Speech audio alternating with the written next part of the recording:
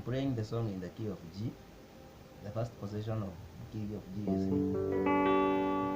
The second position is here. This. I'm going to break down the solo part in two parts. The first part will use this kind of G. The second part of the solo will use from where the pink finger is. You place your pointing finger, this part, and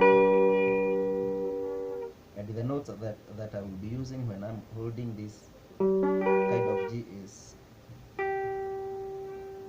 the pink ring finger,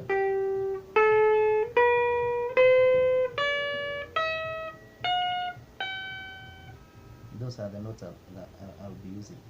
So it goes like this.